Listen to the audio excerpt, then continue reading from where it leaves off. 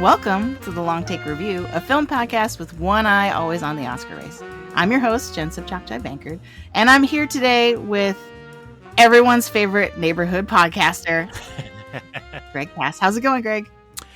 With great podcasting comes a lack of preparation. I don't know. I have nothing. I'm good. How are you? I'm so excited to talk about this movie, so I'm in a good mood. I'm excited too. As you can guess, we're talking about Spider-Man Across the Spider-Verse today. It just swung into theaters this past weekend. Yeah, it made a ton of money too. Yes, box office going bananas, which is great to see. I was a little worried. I'm like, it would be really sad if by the end of the summer, Super Mario Brothers had the huge box office numbers, and then this only had like okay box office numbers. I'm glad to see that it's already trending to do really well. First, we want to do our usual movie news check-in. So, Greg, you have any news post-can, any new trailers, or just anything that's going on in your movie life? It was so great listening to you and PT catch up on Cannes news. I went through every single step of the Dial of Destiny emotions with you and ended up in a good place thanks to both of you, where it's like, you know what? It was the wrong audience. It was the wrong rollout. But if it's Force Awakens good, I'm good, right? So I have some hope still with that.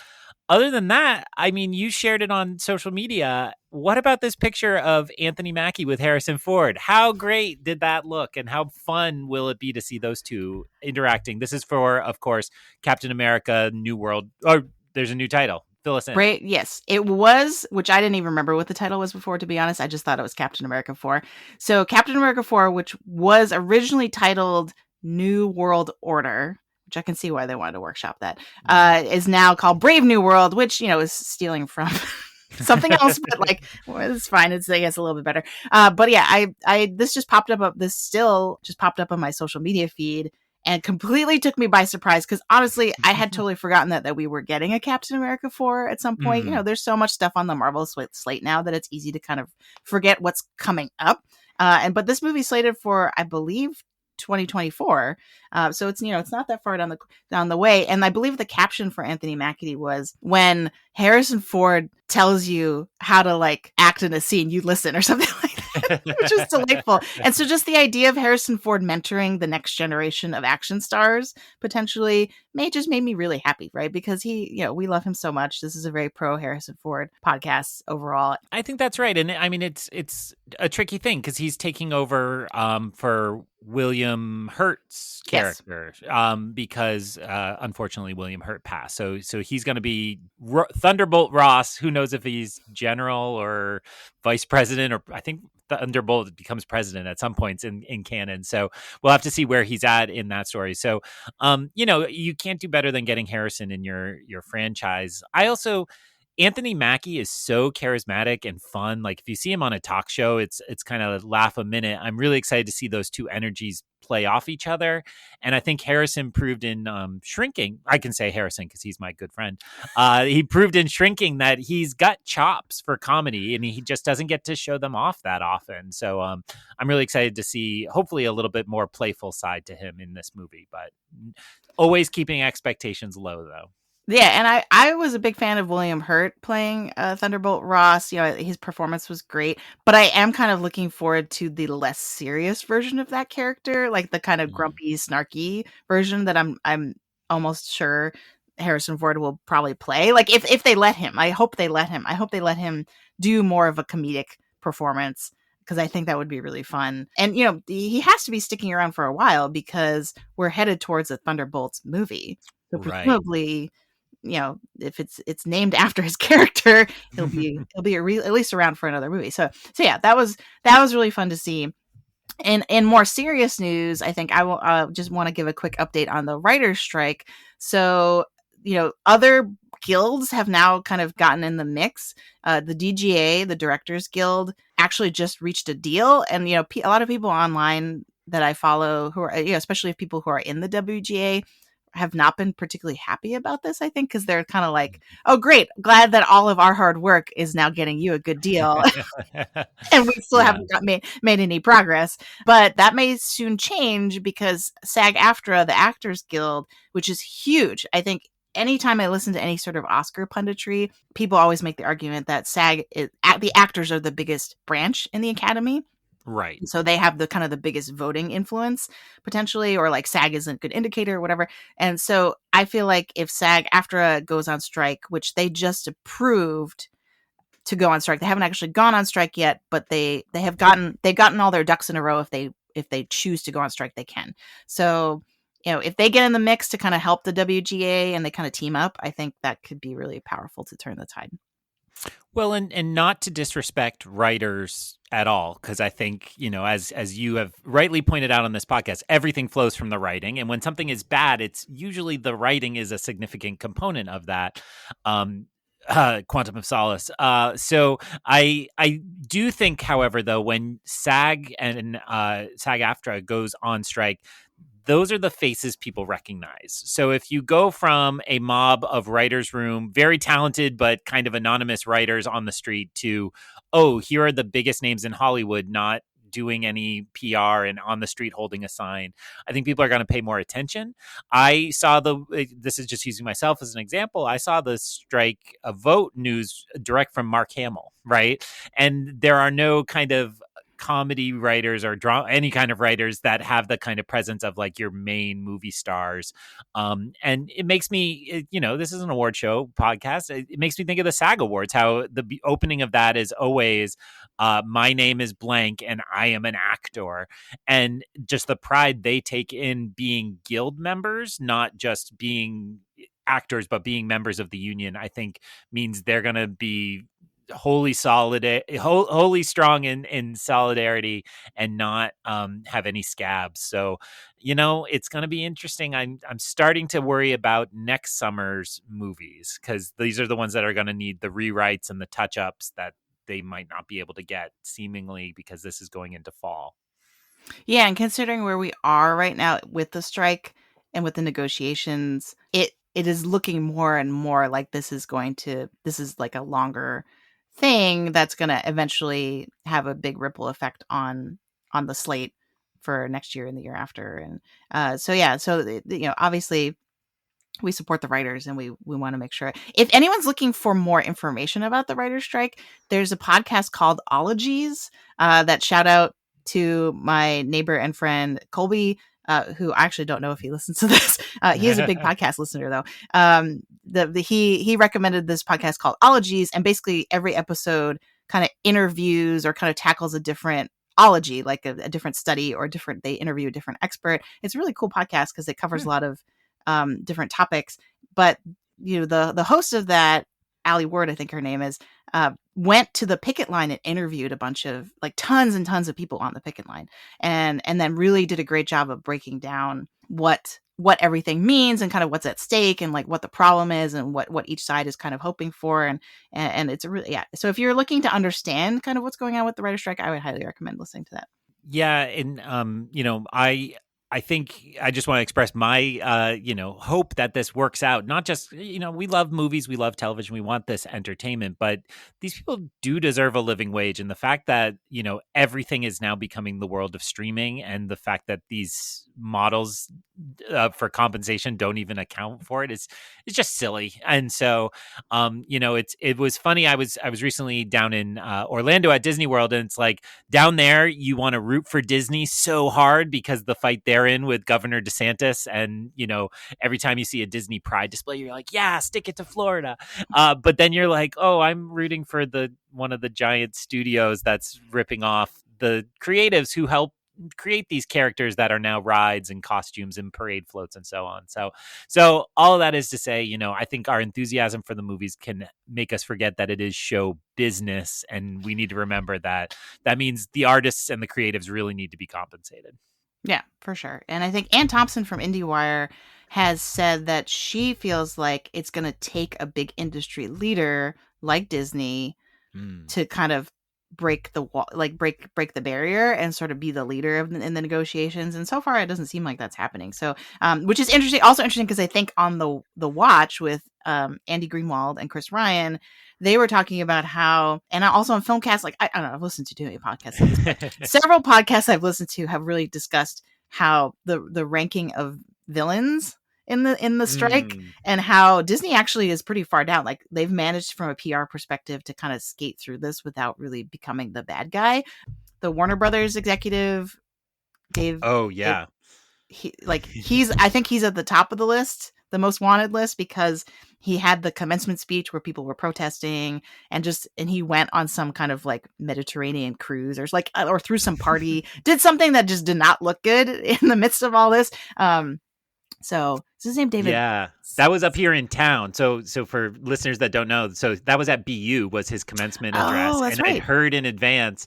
I am technically a BU alumnus because they bought my undergrad school. So I was on a lot of the kind of spin emails about why this was still an important, and it was gross. And so Ooh. my 2 cents mean less than nothing to BU because I'm not really an alumnus from there, and I would never donate and have never donated.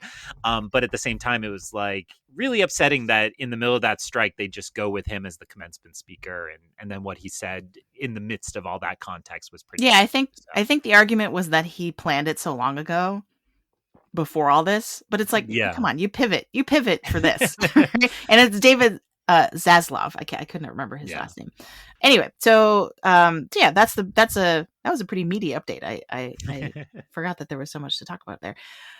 Kind of try a segue here. Across the Spider-Verse, I feel like would not have been made and would not have been as successful without writers. That's one hmm of my favorite things about it is its screenplay. So, we're going to switch over to talking about across the Spider-Verse. We'll start with the short take. So, Greg, what were your overall impressions? What's your short take on Spider-Verse? I think the original Into the Spider-Verse set a new bar for animated films in the quality of the animation and a new bar for superhero movies. So my expectations were sky high walking into this. I will say I went twice, and I would say it's not that I was let down the first time, but my expectations were a little too high. But after the second viewing, I bumped up my review to 4.5 stars on Letterboxd. This is a great movie. It works for kids. It works even better for adults. Um, and truly, I think other superhero movies, like I don't know, something about multiversal storytelling coming out next week, are in serious, serious trouble because nothing's going to look good compared to this. That's how good it is. So, Yeah, absolute winner of a movie. I think one of our favorite podcasts, The Big Picture from The Ringer, Mm, I don't know if you had a chance to listen to their yeah. episode on this, but they kept talking about that other multiverse movie because I think they're under embargo still, Yeah. because it hasn't come out yet, but I'm pretty sure they're talking about The Flash. And so that's interesting how this is kind of plugging in to the hype cycle for that film, because if you listen to, I think PT and I did a movie hype for the year, we kind of were in an argument about, like, I'm like, it could be really good. Tom Cruise says it's really good. And so I think this definitely sort of put that into context to be like, oh, it might be good, but it's not Spider-Verse good. Because people who have seen both movies now kind of seem to be like, oh yeah, no, it's not even Yeah. close. So my overall impression, actually, it's interesting because I had the opposite, I think, experience to you, where because this was a sequel, I had really lowered my expectations. I was like, there's Mm, no way, because the first one is so good, there's no way as a sequel this could even live up to that, right? So I was prepared to be like, it's probably going to be enjoyable, I'm going to have a good time, but it's not really going to kind of recreate that lightning in the bottle.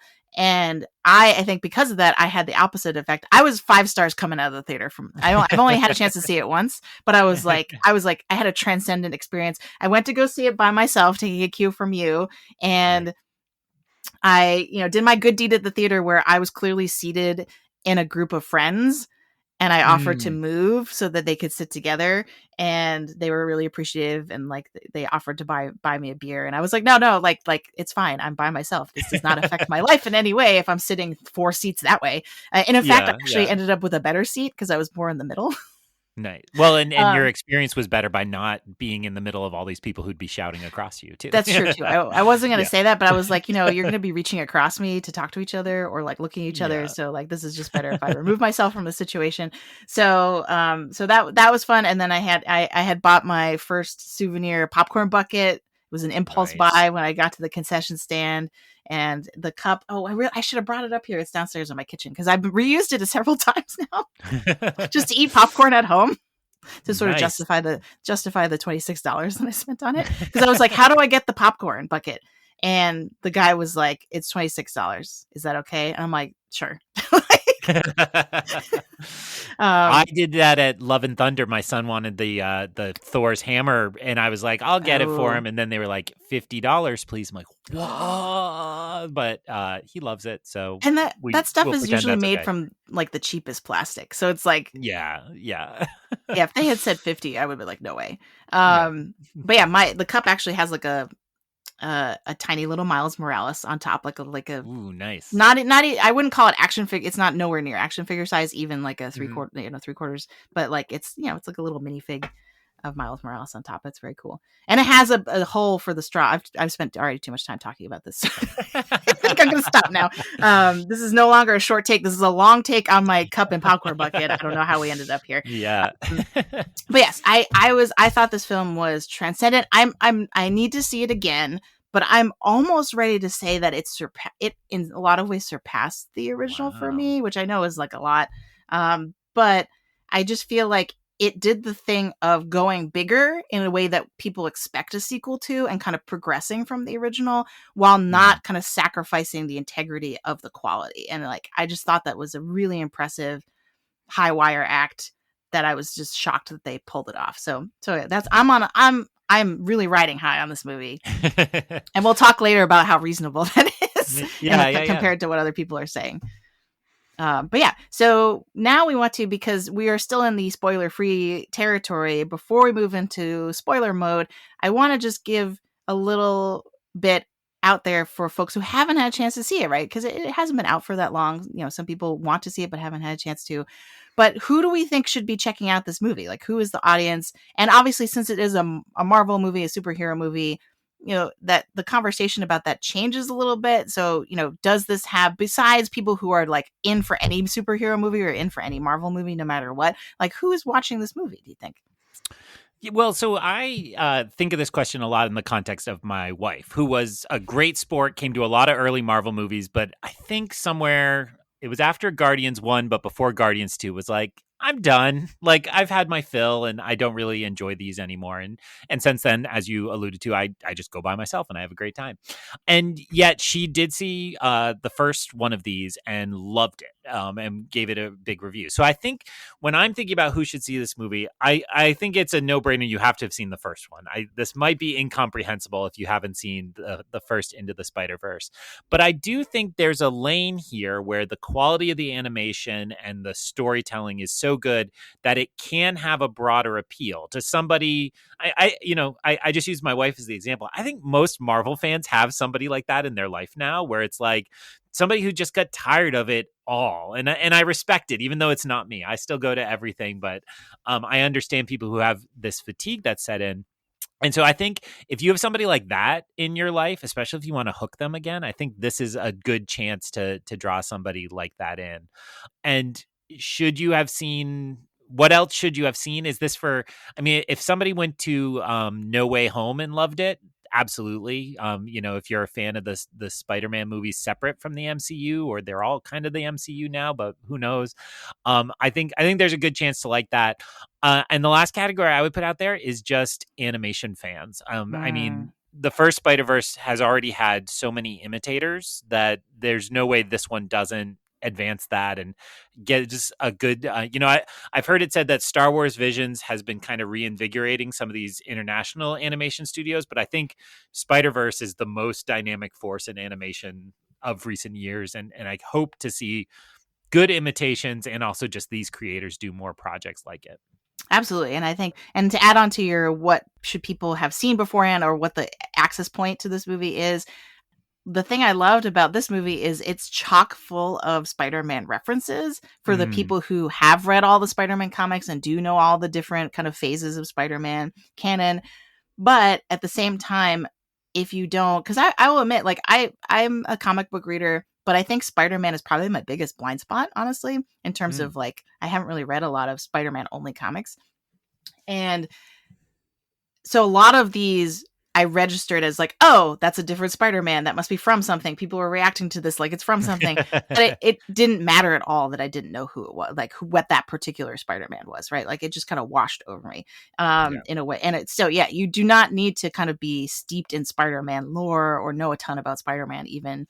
You just need to know the basic character beats of like a classic Spider-Man to kind of really get into this movie, I think, which is great. Yeah, I think if anybody who, I think a lot of high schoolers get into Spider-Man, even if they're not comic book people. And so if you were a high schooler when we were, it was Tobey Maguire, or the next round was Andrew Garfield. And then, like our students these days, I had a student who took my superhero class purely out of love for Tom Holland. They didn't even know I was like teaching some Spider-Man at all. They're just like, I love Tom Holland. I'm here for Tom Holland content. And so I do think there's a generation right now that, I think that could be a little bit of crushes on Tom Holland. He's charming too, but it's like, these stories, when done well, speak to teenagers. Mm. And so I think anybody who's gone through that cycle of I'm a teenager and, oh, look, so's Peter Parker or Miles Morales, I think will find enough here to really enjoy it. Yeah, that's a great point. And I think I've heard several critics specifically comment on how this film, along with the previous one, does the coming of age part so well.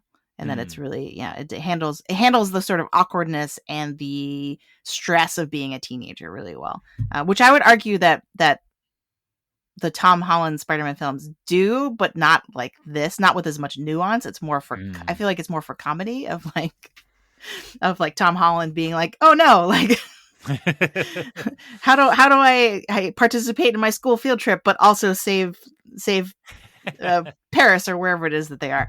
Yeah. So whereas this actually gets at the heart of kind of like the sort of almost the kind of psychological impact of being a teenager and kind of what's going on. So yeah. All right. So I think we're ready to go to, are we ready to go to spoiler mode? Only thing I want to hit before you go into that, if you had to rank some Spider-Man movies, Ooh. asking you to rank every single one. So if you want to just rank the Spider-Men, and you can count Miles Morales as, a different version, kind of where are you at? Where would you place these in the context of all those other ones? Ooh. I feel like this is pretty high up now. I think for me, the second Tobey Maguire movie is probably always gonna it's gonna be hard to knock that out of them. And but then there's also No Way Home, which was great. But like I feel like No Way Home was a little bit of a cheat in this kind of situation because it has more than one Spider-Man in it. Sorry, spoilers for No Way Home. I assume if you're listening to this, you've seen No Way Home. But yeah, I think this is really hard. But then it's also interesting. We'll talk about this later in the spoiler section of like Miles. It's not just Miles Morales, but it's Spider-Gwen. It's Gwen Stacy in this one too. Yeah. So then it's like, if I'm factoring that, if they come as a pair, maybe I could cheat that way. Then they would probably be number one. And then yeah, because like the Tobey Maguire ones came out right when I was like, I feel like that had such a big influence on my love of superhero movies in general. Yeah. It's that and those original X-Men movies. I think those are the two that kind of like really pushed me into that fandom. But and yeah, it's hard because if I'm going just by the Spider-Men, the characterization or the performance, I feel like Andrew Garfield's high up there. But if I take into account the movies that he was in, he drops down. Because those movies just are not very good. Like they're okay. They're not as bad as some people say they are, but but comparatively, they're just like they're not the plots just don't really hold together that well. But they have really good people in them. And I love and Andrew Garfield in No Way Home specifically, I would say would be high up on the list because I think he probably had the most to kind of prove going into No Way Home. But so I think that's why he really brought it. But I think walking out of No Way Home, he was actually my favorite Spider-Man. Which again, huge spoilers for No Way Home. I just realized. Maybe No, I'll I edit mean it out. they started putting that in the commercials eventually, That's so true. That's you're true. totally in the clear. I mean, Okay. it was a giant secret that opening night, which is what made that movie so fun. Yeah. I'll just say before I went to No Way Home, I was asked to rank my Spider-Man movies, and I said Into the Spider-Verse was the best one. Yeah. At that point, so I have no hesitation in saying I think these two together are probably the top of my list. I share that love of Tobey Maguire.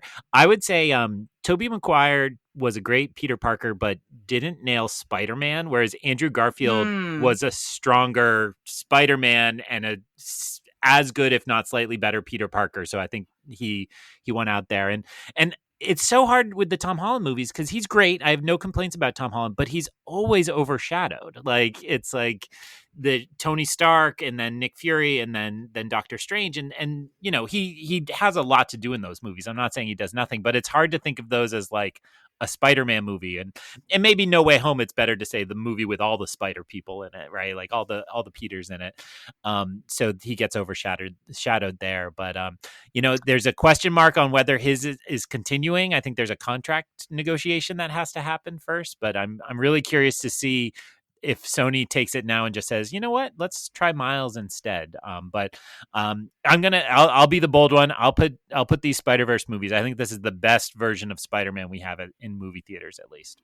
Yeah. I think. Yeah. It's like I'm probably with you the more I think about it, but it's just hard because yeah, and like I think the only reason I'm hesitating is because it's so new. Like Yeah. it seems weird that that would be the best. But yeah, I'm with you. I'm with you. And I would say like for Tom Holland, yeah, I feel bad now that I didn't even mention Tom Holland when I was trying to rank rank these because and I think it's for the reason that you said, but it's also and I would say that like his performance of Spider or his version of Spider-Man gets at the like plucky teenager part Mm, of the character the best because I feel like Tobey Maguire, like he just even in his original movies, he seems too old. To yep. And he he's seems barely in high school too, right? Like right, he ends up being more college age Spider-Man, and Tom right, Holland they really leaned into high school in a right. good way. Which I think if we go back to a lot of the older comics, or a lot of people I know who are really big Spider-Man comics fans, point to Tom Holland as like, yeah, this feels like a Spider-Man, the Spider-Man from the comics that I know because he's like a actually like a more like a teenager than all the other ones. But I would agree with you that like I think that if I'm ranking Avengers, he's really high up on the list. I love him in he Yeah. had such a great dynamic group to the Avengers. But for his standalone movies, like I'm not sure they really hold up for the reasons that you're talking about. But yeah, I don't know. Yeah. Now let's get into spoilers to talk about why we might have those opinions. But I thought that would be a good fact just to throw to people who, if there's somebody out there really debating whether they should go or not, unequivocally go, have a great time, buy the popcorn bucket. Clearly, we endorse the popcorn bucket. And then, I went to AMC, so I got a free poster, and I think they're doing that Oh, again nice. this weekend. So people should grab that. It's huge. It's like a full size poster, not like a Oh little wow. tiny thing. So, They were um, selling posters at I went to Regal, oh, okay. but they were selling them. They were selling them for charity. I shouldn't say that they were like Oh, trying to okay. just make an Nice. extra That's buck, a good but thing to do. yeah.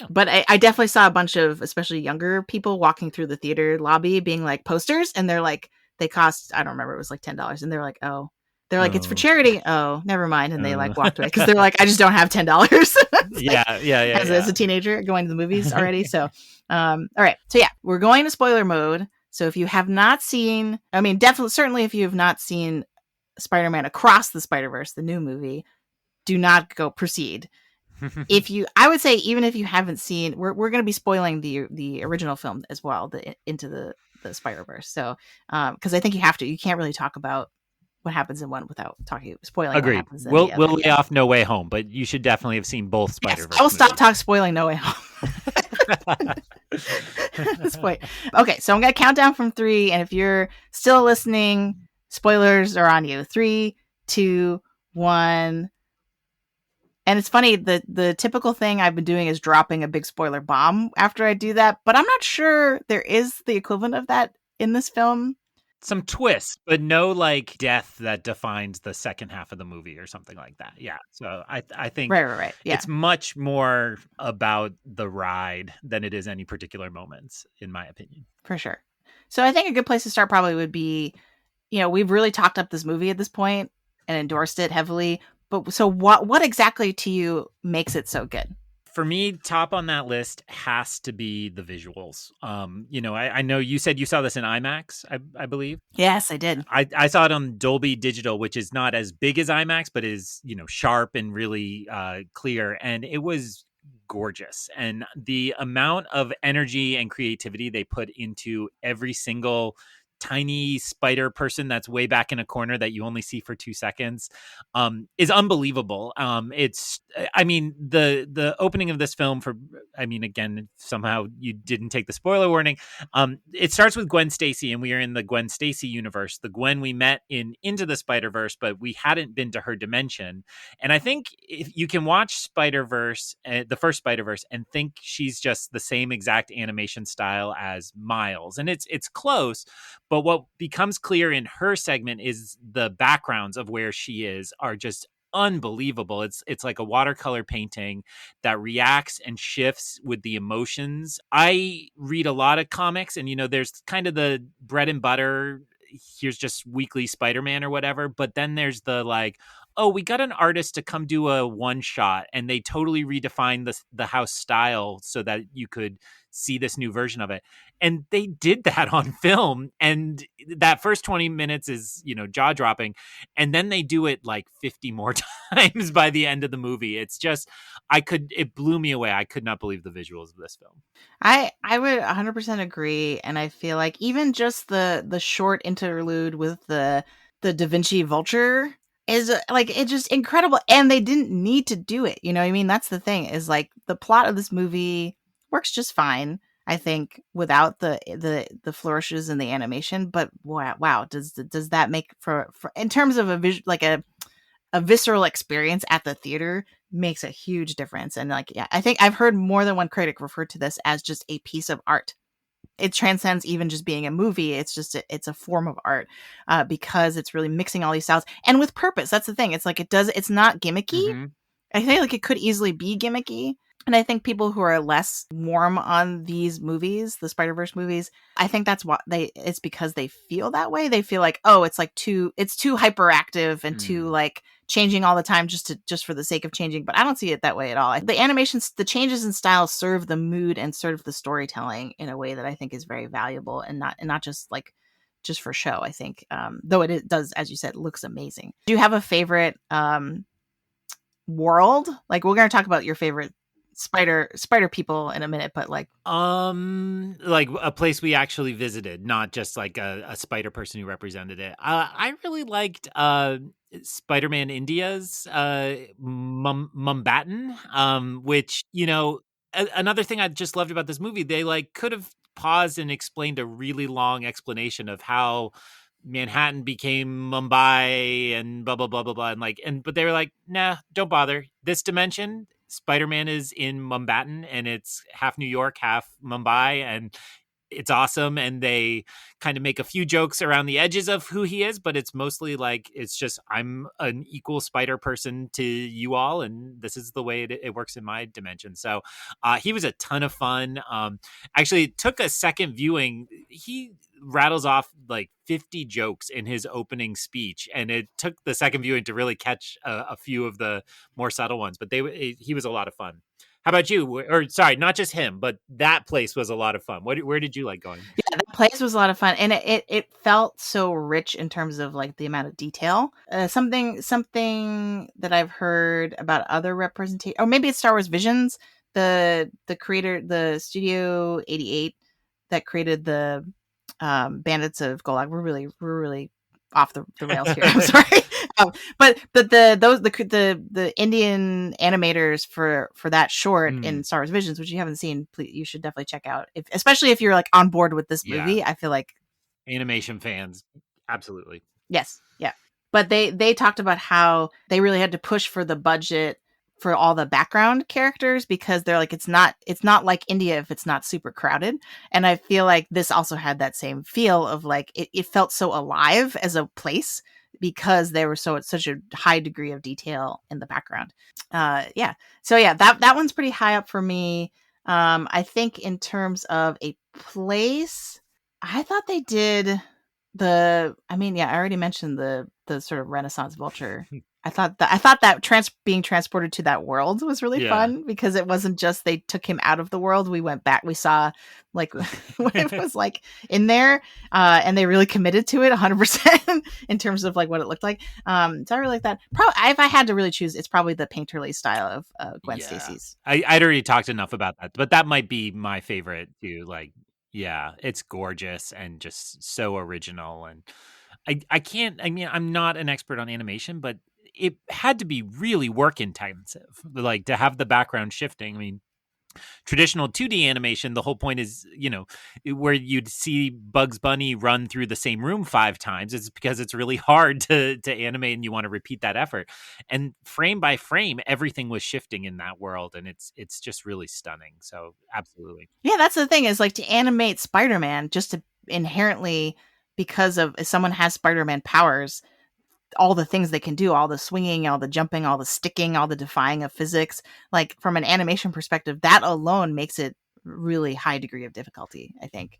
Um, and I thought it did so well. Like, I think anytime there was a character was swinging, or we were kind of moving from one place to the next, any fight scene or anything like that, it felt so dynamic and had such depth Mm-hmm. that it was, I don't know, it was just incredible. In the first Spider-Man, again, I'm just gonna admit I'm talking out of my depth on animation, but as I understand it, in the first Spider-Verse, the one of the innovative things they did is remove frames in the kind of dynamic motion so that it appeared more like a comic book, especially in moments of intense action. And there were a couple other effects that they kind of originated there that reinforced that. The way the kind of characters would have that newsprint kind of separation of colors, a little like there's a little bleed on them, even though they're obviously all created in there, and those effects made it feel like a comic book. And I think they continued that here. But I'm going to transition over to favorite Spider hero, and I will say my favorite was Hobie Brown, Spider Punk, played beautifully by Daniel Kaluuya, getting to use his actual accent, which just was amazing. And what I just read about his animation is the Spider Punk is given I think a zine aesthetic would be the best way to summarize it. And so his different elements all often they shift. My son, when he and I went, was like, why does Spider Punks keep changing colors? And I'm like, well, it's a little hard to, you know what a zine is, kid? And You haven't taken him enough to enough coffee it's houses, not. Greg. We gotta You failed as a parent. really too suburban of us. So not only are the different elements, like he's often carrying a guitar, and the guitar is usually a different animation style, but they all shift. And the animator said almost always the different elements of Spider Punk are all at a different frame rate. What? So eat your heart out, James Cameron. So like within like just again the artistry of that, and Big Picture made a big deal of saying people wrote this movie off when it got delayed, but it's like this is what a delay gets you, like that level of craftsmanship and artistry. So absolutely mind-blowing that they would use that level of detail. And it's not like I'm sitting there in the theater saying like, oh my goodness, the different frame rate on his spiked shoes is blah, blah. But you sit there and you're like, it feels wholly realized. It reinforces the vision in the story. And you're just like, I've never seen something like this ever before.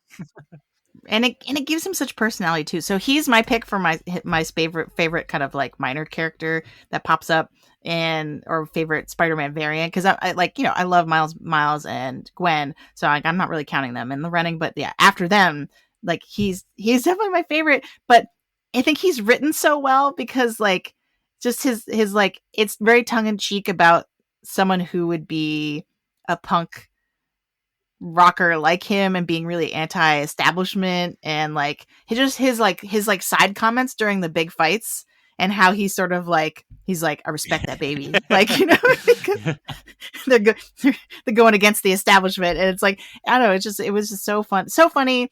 But I think the animation style, like you were saying, really helps with his characterization because it is so different than everything else that we see in the movie, and is like, really gives him an energy that the other spider heroes don't have. And I also really liked how he always seemed like a cutout Yeah. kind of next to everybody, but he didn't stick out in a bad way. You know what I mean? Like it like made sense. Like he made sense standing there somehow. Yeah. And I don't know how they managed to achieve that, but it's like, yeah, the fact that he's just basically like a paper cutout, but he's like standing next to everybody else who's like a somewhat more traditional CG animation, and it looks fine. It's like mind blowing to Yeah, me. well, it makes me think of when we were kids, Who Framed Roger Rabbit, and Yeah, like when you watch that movie as the age I saw it at, which was probably too young, if I'm being honest, but like it was like I didn't understand why everybody was like, "This is amazing." I'm like, "Why? Like you're amazed that Roger Rabbit is holding a frying pan? Like that? Like why are you amazed about that? Like he's Roger Rabbit, he can pick up a frying pan."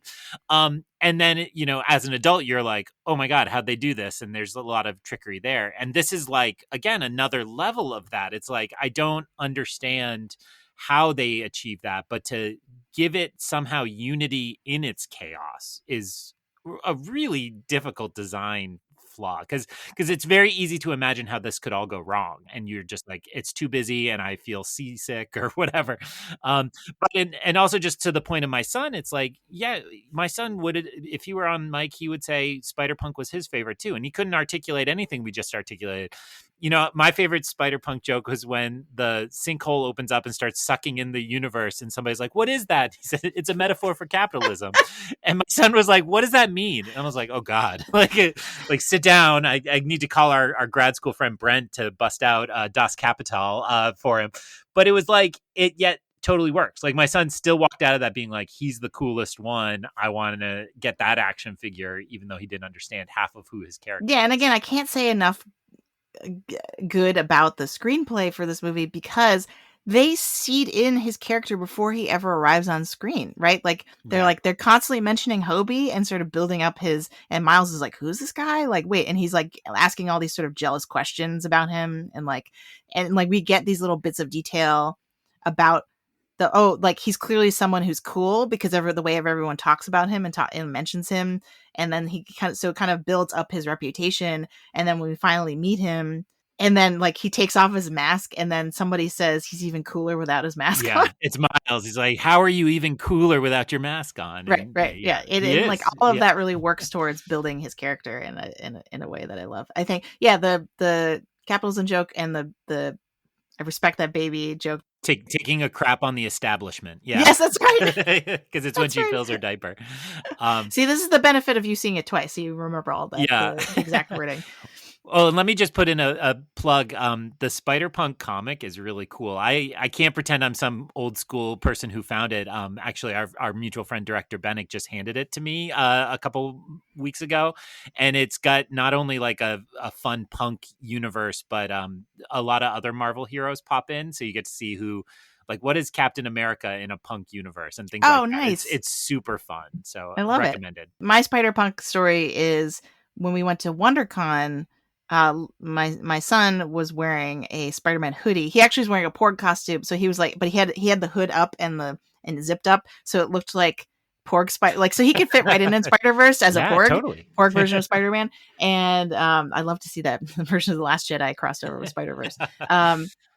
But there was someone cosplaying as Spider-Punk and had a bunch of stickers and was like, respect kid, and then like handed him the sticker, and so he still has it in his room because Oh, that's he's a awesome. big Spider-Man fan. Spider-Man fist bumped him at Disneyland at Oh, California Adventure. that's amazing. I had to like pick him up and run to catch up with him because we weren't really at the front of the crowd, and so we had to he was like, mom, Spider-Man. I had to like be like, okay, I'm sure I knocked somebody over at some point and I felt really bad about it, but I was like, we gotta get him to the front, and I basically plopped him down in the one empty space just as the Spider-Man is going by, and I like your Boom. shoes, because he had Spider-Man shoes on at the time, and fist bumped him, and it was a great Oh, moment. So I'm glad I'm apologies to whoever I bowled over when I did that, but that at Galaxy's Edge to get my son up next to Ray and Vi, who were standing by the Falcon. Except when we got to the front, I then threw my kid aside and stood there myself talking to them. So, so you win the parenting award on this It's podcast. it's on brand. It's on brand, Greg. I love it. Okay, so the other thing I really loved about this film was the themes. And actually, since you had flagged this as like a rhetorical thing, we could talk about maybe we'll shift over into that segment for a little bit and Yeah. then come back out. PT and I really enjoyed talking about the rhetorical situation in the context of Cannes and kind of people's reactions to the Dial of Destiny premiere, among other things. And so, yeah, this is a new segment. I think we're going to keep trying. So, especially since we have the luxury of Greg is also an educator, also has training in rhetoric and composition. So this fits in perfectly. So one thing that we had talked about for this section was how well the themes of the film are introduced. So Greg, I'm going to hand it over to you. Do you want to give us a little bit of context about how that plugs into rhetoric, or like or to the class that you teach? Yeah, so I am director of writing programs here at a university just outside Boston, and when we teach we have a 2-course sequence, and our lower level or the introductory course is kind of all different genres of writing. And so the first one we ask students to do is write a piece of narrative writing, because this is something you need to get used to doing. If you're arriving at college, you're going to be asked to do narrative, and we want to make sure they kind of flex those muscles, because most of them haven't had to write a story in a really long time. And it's not that they're going to write lots of them in college, but if you're an education student and you're going to be writing up journals or reports on your classroom experience, you got to know how to write a good narrative. So one of the things I struggle with my students is they don't understand how to introduce a theme well. And I do not blame them, which is why I say that so strongly. I blame crappy stories they read all the time, right? One that stood out to me a long time ago, this is a dated reference at this point, but it was like The Imitation Game, was one of those movies where I'm just going to throw it under the bus. It wasn't a very good movie. It took a really interesting historical story and just like made it the most bland version of it. And like, there's a theme in that movie that's like, sometimes the people nobody expects are the one that change the world.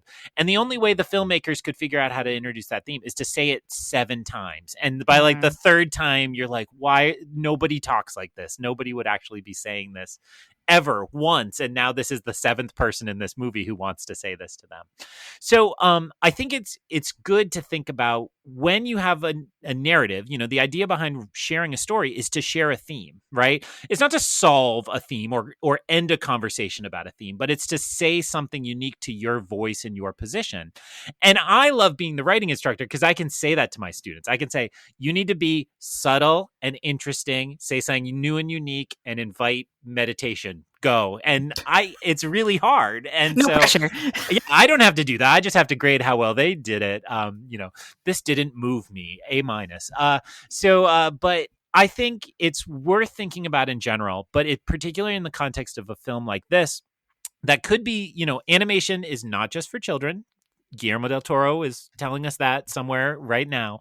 But I think this is a film that balances between its audiences of kids and adults. So how do you introduce themes, and how do you do that well so that you walk away with a theme, but that you're not feeling like they hit you over the head 10 times? Because the answer is not, let me tell you about a time when I judged a book by its cover and learned I was wrong, or something like that. Like, how do you actually do it? So I'll introduce one theme, and then maybe see if you pick this up as a theme, and then we can talk about how they achieved it. So there was a real lesson to me here, or a real message about the idea, in cliche terms, we say wanting to have it all, right? Like being able to do this. And this is a common theme to Spider-Man. You shouted out Spider-Man 2, the Tobey Maguire one, which is a Spider-Man No More story, which is one of the times Peter Parker tries to do everything and fails at all of it. So he has to leave one piece of himself out of the mix, and then he's able to succeed. He can be a good pizza delivery man or whatever it is. And so I thought here, this took a familiar Spider-Man theme and really changed it. And so we're seeing from the beginning, from Gwen's piece at the very opening, and then the section of Miles Morales, essentially before the Spider-Verse intervenes again, a real kind of meditation on how we are all, but particularly teenagers, are asked to do it all at one time, and whether you can really successfully do that or not. And I thought that was really fun, and then echoed later without ever making it a direct parallel. But you see another conflict arise, and you're like, oh, that's that same theme. He's trying to have it all again, but he can't, or what have you. Yeah, and I think that one other sign of when you like a sign that you a film or a story has introduced its themes well and not heavy-handedly is when they have that climactic moment, the one time the theme actually is articulated explicitly, right? And then it Yes. punctuates it. So I think with the theme you're talking about, for me, it was, which I can't believe we've gotten this far. We haven't mentioned Oscar Isaac, who I love. I should have said Miguel O'Hara was my favorite Spider variant. I think Unbelievably good performance. So he's yes, so agreed. good, so Yeah. good. I really bought. Sorry, this is gonna be a tangent about Miguel O'Hara. I really believed that he was at one point a good Spider-Man who had been so hardened by tragedy. I think that, and they do that in so efficiently too. Like that, like with the flashbacks and kind of him it's a combination of exposition to Miles, right? But then also we get the flashbacks, so it's really fleshing out his character. And yeah, I thought Oscar Isaac's voice performance in that, it was incredible, because it really, yeah, sold the pain to me in a very short amount of time. But I think he's the one, I believe, you can correct me if I'm wrong, I think he's the one who actually says you can't have it all, right? Yes. So this is, and we're going to dump in a bunch of the plot, but essentially the plot becomes, to be a Spider Person is you have to have a police captain die in your canon. And so he is the one who says to Miles, like, you can't be Spider-Man and save your dad. Like, that's just impossible. And the whole universe is going to break apart.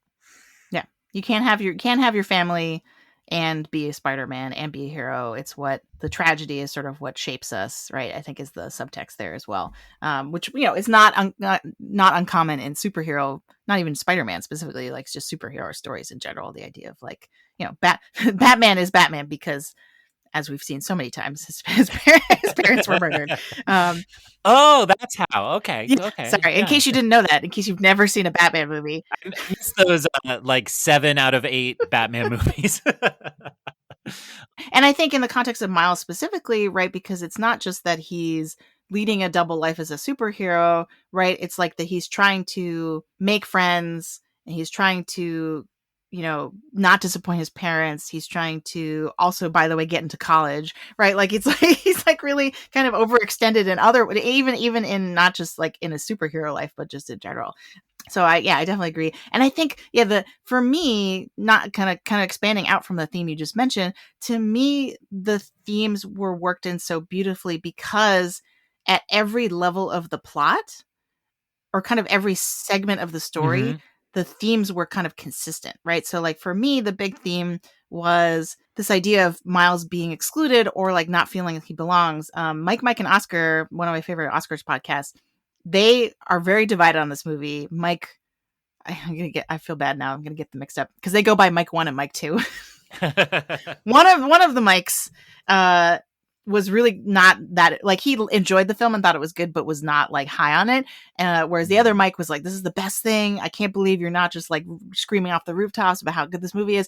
And one of the things they argued over was the monologue which is one of my favorite scenes, the monologue Rio has with Miles, where she's basically telling him she doesn't know, and the Mike who was defending this said this, so I don't want to take full credit, but she has no idea. It's dramatic irony for her of like, she doesn't know he's Spider-Man, so she doesn't know how much what she's saying applies to what's happening to him. But she's like, you always need to feel loved. You always need to feel like don't feel like you don't belong. Like, don't let other people make you feel like you don't belong, right? And that's essentially what the Citadel of Spider-Man Yeah. and Miguel O'Hara, that's what they're doing. They're basically saying like, you can't be a part of this. You're the anomaly. You're going to mess everything up. But then that's also kind of happening, like that theme trickles down to everything else in the movie, right? It's like his friends are leaving him out. Even at school, he feels like he doesn't belong. And I wrote about this in my written review at thelongtake.substack.com if you're listening to this, and you want to know more about this. So I won't say too much more because I wrote a lot about it.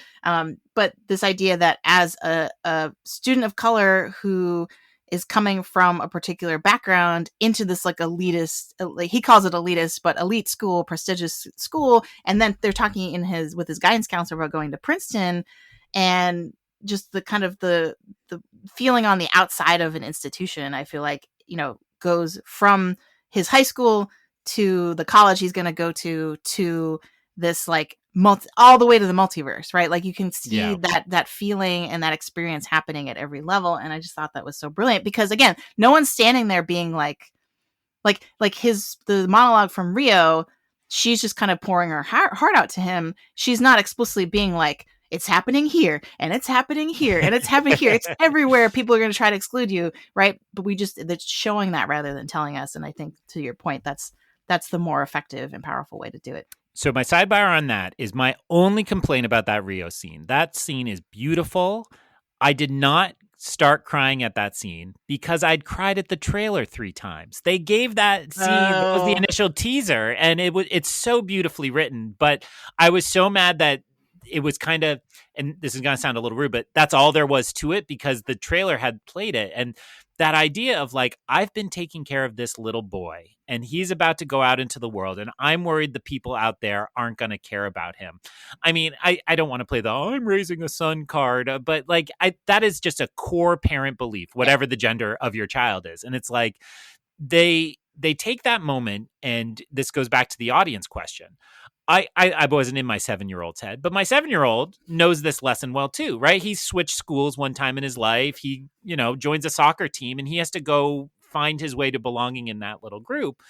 And I'm sitting there as a dad going like, yes, this is what it feels like to be worried that you're going to be excluded. So not just the levels of plot that you're talking about, but the levels of audience are also kind of all resonant in that moment. I purposely did not read your review yet because I didn't want to spoil our conversation, but I will go back and read it.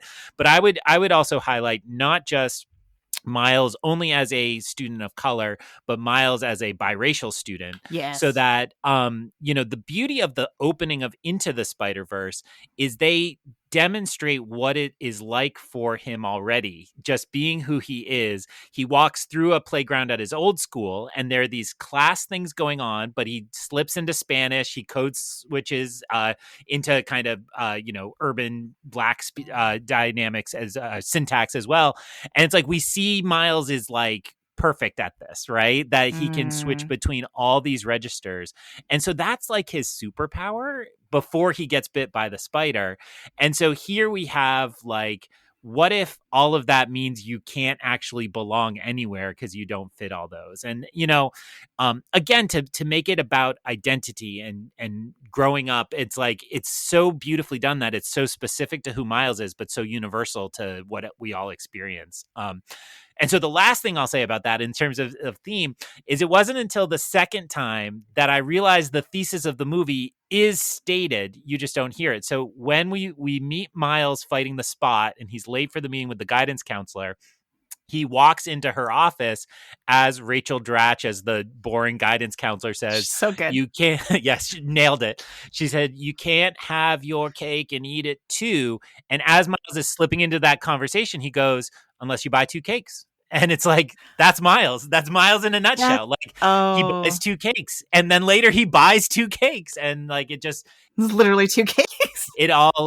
Everything we just talk about just is reinforced. And, again, in the context of the writer's strike, you don't get this if you have an AI write a Spider-Man movie. You don't get this kind of artistry. It gets to the level of, my highest compliment would be, it starts to feel like Knives Out or Glass Onion, where it's like so intricately plotted, and that's unnecessary in a Spider-Man, but it makes it like rewatchable and so enjoyable to see it kind of echo in those ways. Yeah, I loved all of that. Thank you for pulling those together. I think I had forgotten about the 2 cakes thing. That was fits perfectly. But I think just the only thing I'll add too is like to, again, bring it back to teaching and rhetoric and composition in my class. Cause you mentioned code switching. I really like that your observation there, because that's something I actively teach and talk to my students about. The class that I teach right now, as an advanced writing, but it's a genres class, so we kind of switched. Basically, we talk about how each assignment, from a job application to an opinion piece for a newspaper to a memo to an executive, like how that writers are constantly being asked to code switch. And at the end of the semester, I sort of posed this question to them in their final portfolio of like, okay, what has been lost in the process of code switching? What about you Nice. every time you code switch, like, and every time you've done one of these assignments, what about you has had to be excluded or sort of suppressed or erased? And, it's really amazing to see how many different answers they have, right? Some of them are like, well, English is not my first language. So, just there's a translation, active translation, when every time I write one of these assignments, that where a part of me is kind of missing. And but then there are other students who are like, I don't understand why we have to be so formal when we write our resume, right? That doesn't represent who I am, right? And that kind of stuff. So so I think, yeah, all of that kind of like really really applies to Miles, right? Because it's like, this is an identity. These movies are not just about him as Spider-Man, they're about him as a person, and about him as his identity more holistically, independent of his superhero status. So yeah, awesome. The other thing that sort of rhetorically stuck out to me was some of the context surrounding the criticism of this film. So like, at this point, I've absorbed a lot of reviews of this second film, and the biggest sticking point for people, the thing that makes it between good and great, is how they feel about the fact that this is a part one. And so I think from a word choice perspective, because it's something I spend a lot of time talking with my students about, of like, to your audience, how is this particular word choice going to register? And the title actually originally included part one, right? It was, I don't know if it was Across the Spider-Verse part one, but it had the phrase part one in it. And then they changed it so that this one was Across the Spider-Verse. The next one's going to be Beyond the Spider-Verse.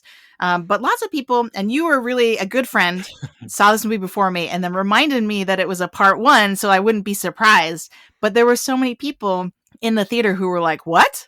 That sort of to be continued came up, and they were really surprised. And so I'm wondering, like, what do you think? Do you think that they should have kept the part one in the title so that people weren't kind of having this kind of weird experience where they didn't realize that it was only half? We can talk also about how you feel about it being quote unquote half a movie. I don't really agree with that, but like, the fact that it's a to be continued story, like, do you think that blow would have been softened for some people if they had kept part one in the title?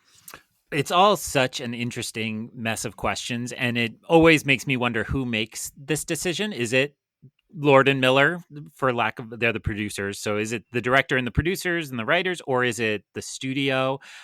We are on the eve of Mission Impossible Dead Reckoning Part 1, the title that's impossible to put colons in because there's just too many of them. But it's like, they made it very clear from the start, this is part one. And I don't think that has diminished enthusiasm for that.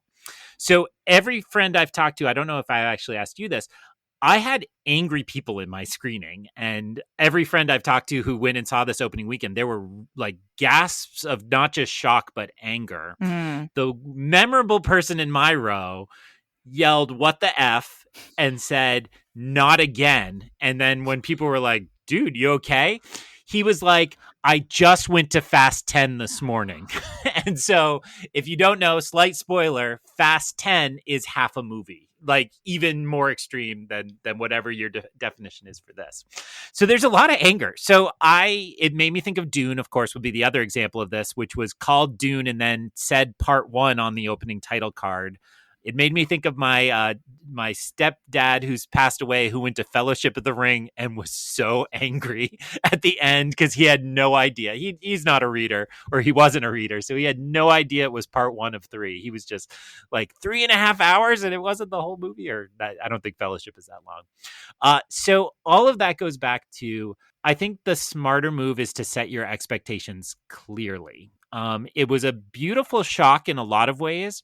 I, was sitting there knowing it was not, it was a part one, and I spent the last 20 minutes or so still saying, like, are we about to get a fight to close this out? Or are we actually going to leave on a cliffhanger? And I could not tell.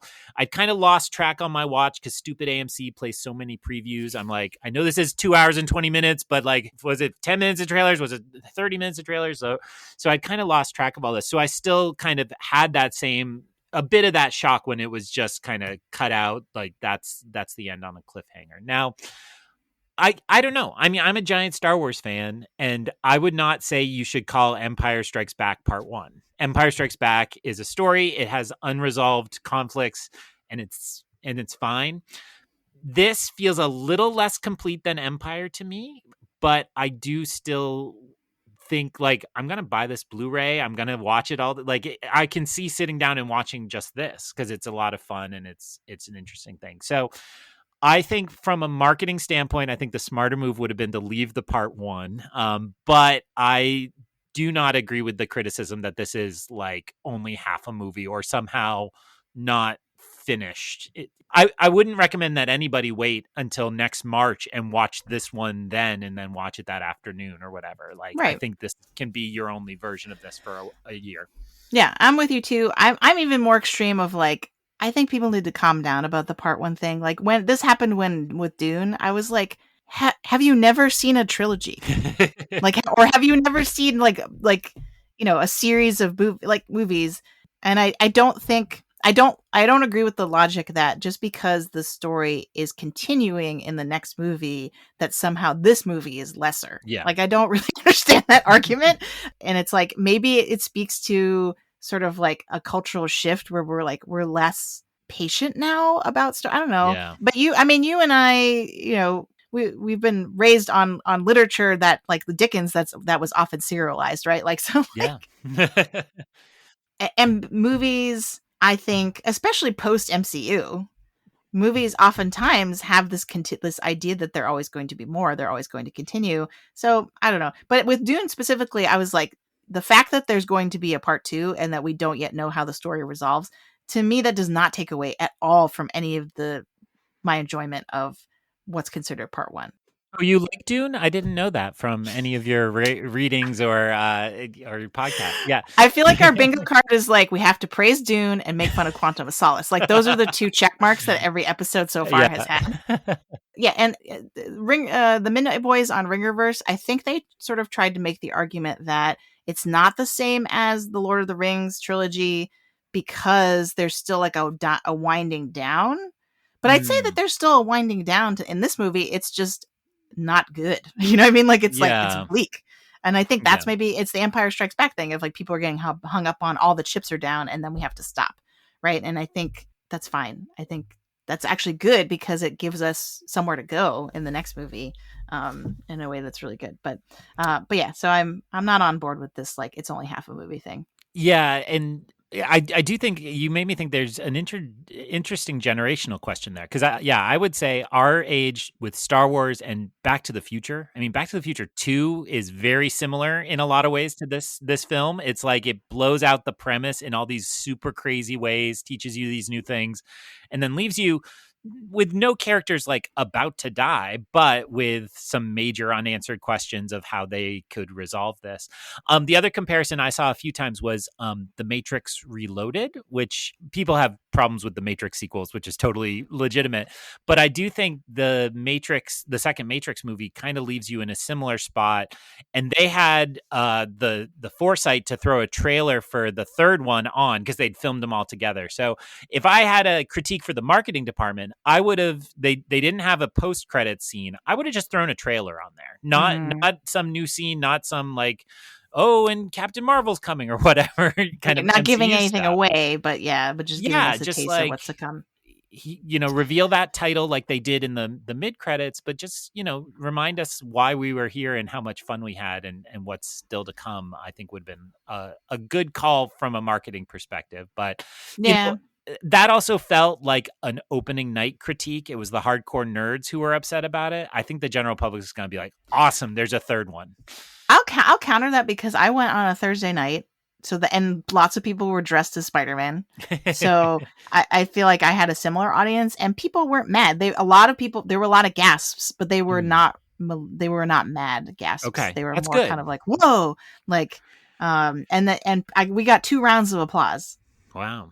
So I think I don't know that maybe It's the IMAX crowd. Somehow they're more easily swayed. Um, There's a funny thing going on in the film industry where, like, I'll use AMC. So I'm a Stubbs member, so that's why I use them as my example. I prefer independent movies, but I can go so often for cheap at AMC. And there's a funny thing where now they exploit that by doing. They started it with the Batman, where they have like a Tuesday night, pay us $30 instead of $20, and you're there. And that it's diluted the Thursday night crowd a little bit. And then there's also like Thursday at 3 o'clock and then Thursday at 7 o'clock now. And so it's diluted it a little bit. But there is something going on where I think the opening night crowd has started to really not be fun for me. But if I go Friday or Saturday, I have a fantastic time. And it's like nice.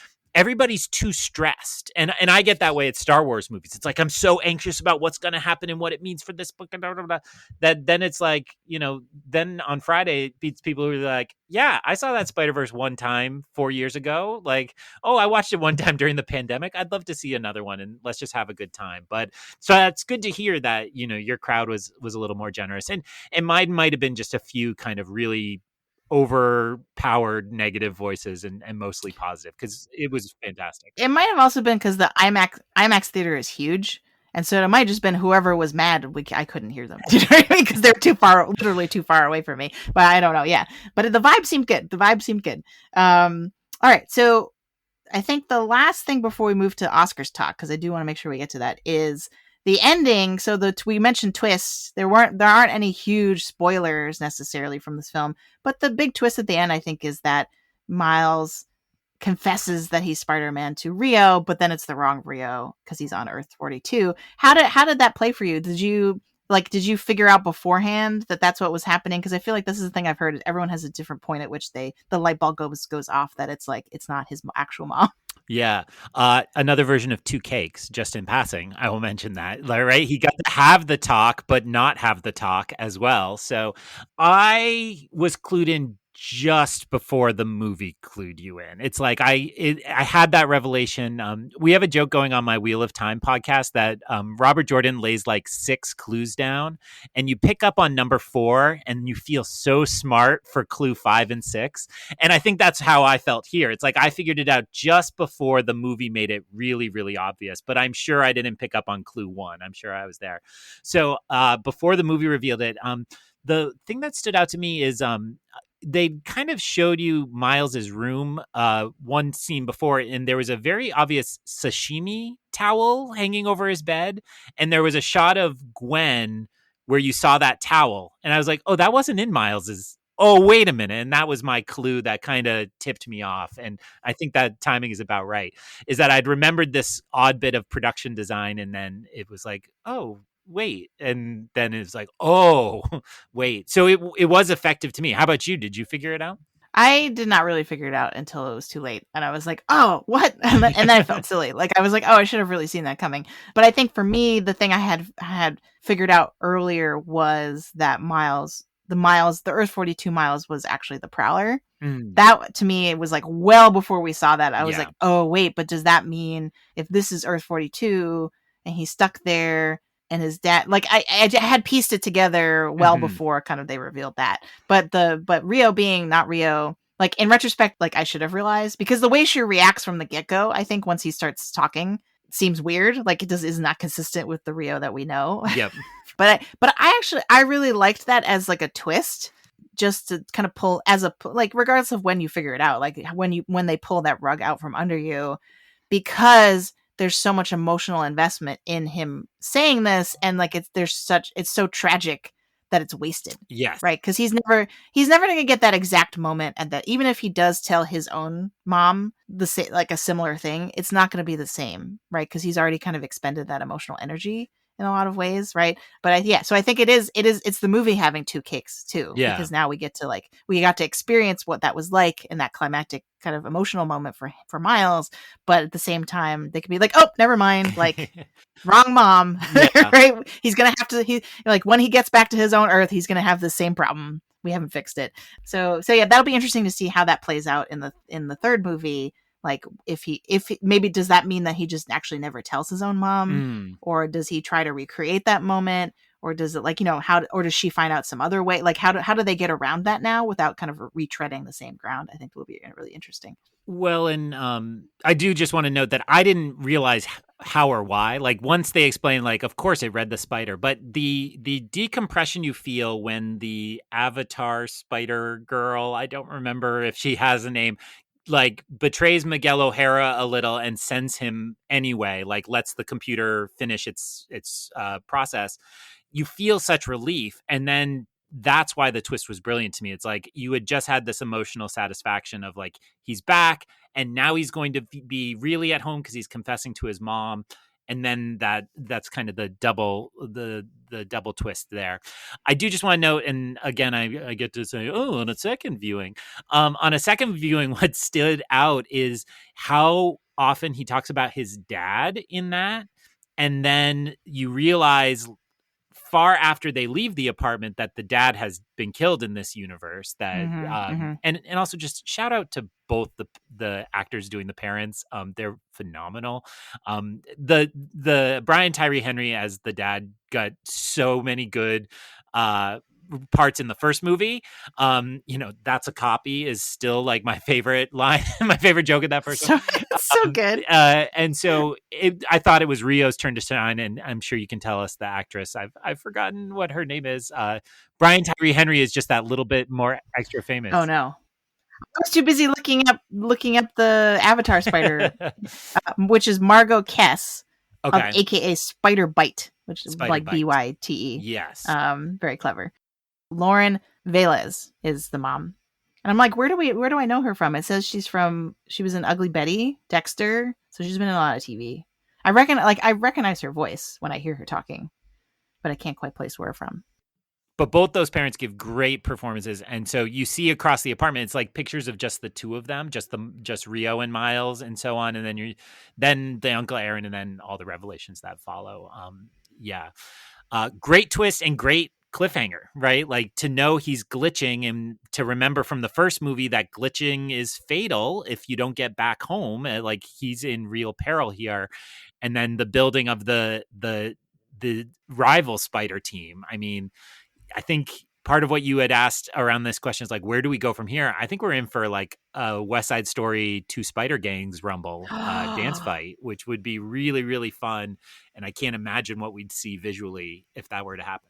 I really loved the Gwen's line at the end where she's like, I didn't want to join a band, so I made my own. And then just that paired with them showing, and then Spider Pig or Spider Ham, sorry, I keep calling him Spider Pig. Spider Ham and Spider Noir, like all the characters we didn't really see in this movie from the first one are back. I ate that up. It was great.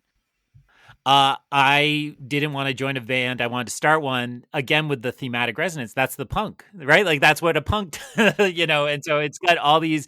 So it is also a really neat trick that the problem is that all of the spiders need to have this canon. Miles says to Gwen early in the movie, "We're alike in all the ways that matter." And this is another version. Hobie, Miles, and Gwen and this new team are alike in all the ways that matter. They understand what they really can, because Spider-Punk abandons the system too, right? He doesn't join the band. He forms his own. So yeah, it's just so brilliant. He leaves his watch with Gwen, right? Like he's the reason that she's able to do multiversal travel again. Yeah. He actually builds her a new watch, I think, because he throws his Miguel O'Hara watch down as he quits. Oh, that's right. And then, another great joke is Gwen's dad from that reality going like, "A guy left this for you, real piece of work." I was like, that is exactly how my dad would say that, like, real piece of work. You know that guy who has like 6 aesthetics and 7 frame rates going on? Real piece of work. Yeah, that's good. Yeah, and I love the way that her storyline resolves too. We haven't even really talked about her, which is tragic. Oh, and it's such a good surprise that this is half a Gwen movie. Yes, it really is. It's not a Miles sequel. I love the extended opening with just her. I was just like, once I realized that's what was happening, I was like, this is brilliant. I love this. People are going to be mad about this probably, which I think Van from Midnight Boys, I think, is mad about it because he's like, I wanted it to be Miles Morales' movie, but I don't. I think they can both share the movie. It's fine. Like, and just the fact that we don't get any credits or like a title sequence until that opening storyline with her is done, I think is just such a good choice. It's so Yeah. cinematic. But yeah, her resolving, I love, again, showing not telling being really powerful, how they show that she was wrong and that her dad actually did make the right choice, right? Yep. And and that then proves that Miles is right, that made, like, it opens the door for, like, oh, maybe Miguel was Yep. wrong, maybe we don't have to preserve these canon events, like, and we can, there can be more variation and all that kind of stuff. We can have two We can have two cakes. cakes. This is the theme of this podcast. We have two cakes. um Always with food with us. it's so We true. always find our way to a food So metaphor. we've done So pizza, what was it, a Chex Mix, and now cake. We're yeah, that's, yeah, yeah, yeah. We're planning a yeah, birthday party here. it sounds delicious. So yeah, and I just want to also throw in with Gwen. I really loved. There were times where it felt like they were building. They are building a clear connection, and I know those characters have dated. But I just want to say the simple choice. There's no kiss. There's no. But when they're sitting upside down and she leans over and bumps shoulders with him, I was like, that like instantly transported me to high school when like if a girl had bumped shoulders with me with that kind of love and affection, I would have like swooned and been like, ah, life has meaning now. And yet like it captures all that and yet is very like chaste and like, let's not undermine this friend. It was just really a beautiful choice. And they did so well by her character to the point where I'm like, Haley Steinfeld, let's just keep you here. Let's not worry about Kate Bishop, but she can have Oh, both. I She don't can know. have two I want two cakes if that's, if I don't want to have to choose between those two characters. I love Kate Bishop. I love Haley Steinfeld as Kate Bishop, I should say. Yeah, she did so great. But yeah, she can do both. It's voiceover. She can be on set Yeah. for another Hawkeye movie and then be doing this. Okay, so I do want to shift into, this has been a great conversation, but I do want to end with our Oscars watch, because we always have one. Sometimes we don't actually have one eye on the Oscars race. I've noticed. We try to, though. It's still early in the season, but this film famously kind of, I think, against expectations, I want to say, won, or against a lot of people's predictions, won the best animated feature for Into the Mm. Spider-Verse. And so my question is, like, how likely is it that lightning will strike twice and that it will do that? Is this one also kind of in the same conversation, do you think? I think it's going to be nominated without a Mm. question. The real question in my mind is the sequel question, right? That how much are people going to embrace this as its own original, unique work of art, or how much are they going to say, no, I've seen that. I've seen them do that already. And so I think it's a really hard question with this. If only animators got to vote, and as I understand Academy rules, the animators will pick the nominees, but then everybody gets to pick the winner in the category. I think it's that animation just recently opened up to all Academy voters, whereas before it might have been. Mm. And it's also saying animators is like my way to hand wave all that. Like, I don't know who they count in that category, but if people who really know animation get to pick the nominees, this will be nominated, guaranteed. Whether the whole Academy will vote for this, I think is a harder question. If it continues to kill at the box office, that will certainly help its chances. I look back at not Into the Spider-Verse, but to Mitchell's versus the Machine, which was kind of the follow-up from the same Sony animation team, using a lot of the kind of technology and stylistic choices of that. I honestly think they should have won that year. But the phenomenon that was We Don't Talk About Bruno / Encanto, but in that order, kind of wiped it out. So I think, looking at those two precedents, I think it's got a hard road. Now, do you think anything else is going to challenge it though? Like what? I mean, I don't think Mario challenges it in terms of Academy Award chances, Oscar chances, but I'd love your thoughts. I think that this is the question. I think it really hinges on how strong the category is all overall and what else gets nominated. So, and a lot of it is a question mark because we haven't seen the Miyazaki movie, How Do I Live?